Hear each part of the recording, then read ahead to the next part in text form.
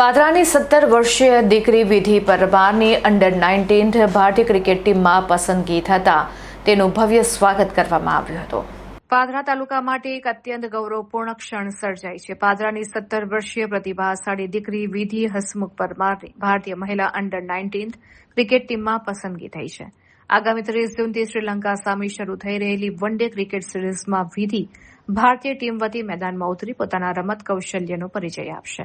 ભારતીય ટીમમાં સ્થાન મેળવીને વતન પરત ફરેલી વિધિ પરમારનું પાદરા ખાતે શહેરીજનો દ્વારા અભૂતપૂર્વ અને ભવ્ય સ્વાગત કરવામાં આવ્યું હતું. સમગ્ર શહેરમાં ઉત્સવ જેવો માહોલ જોવા મળ્યો હતો, જ્યાં ઢોલ નગારાના નાદ અને શાનદાર આતશબાજી સાથે વિધિનું ઉષ્માભર્યું અભિવાદન કરાયું હતું.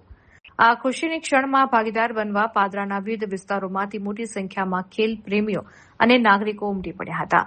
આ પ્રસંગે વિધિને પ્રોત્સાહિત કરવા માટે પાદરાના ધારાસભ્ય ચૈતન્યસિંહ ઝાલા, નગરપાલિકા પ્રમુખ દિવેશ પંચાલ, તાલુકા ભાજપ પ્રમુખ સંજયસિંહ પરમાર તેમજ પાલિકાના સભ્યો વિશેષ ઉપસ્થિત રહ્યા હતા.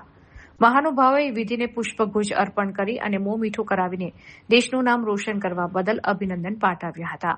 હાલ ધોરણ 12માં અભ્યાસ કરતી વિધિએ શિક્ષણની સાથે ક્રિકેટ ક્ષેત્રે આંતરરાષ્ટ્રીય સિદ્ધિ મેળવીને સમગ્ર ગુજરાતનું ગૌરવ વધાર્યું છે. હવે સૌ કોઈ આગામી શ્રીલંકા સામેની વન ડે સિરીઝમાં વિધિના શાનદાર પ્રદર્શનની આતુરતાપૂર્વક રાહ જોઈ રહ્યા છે.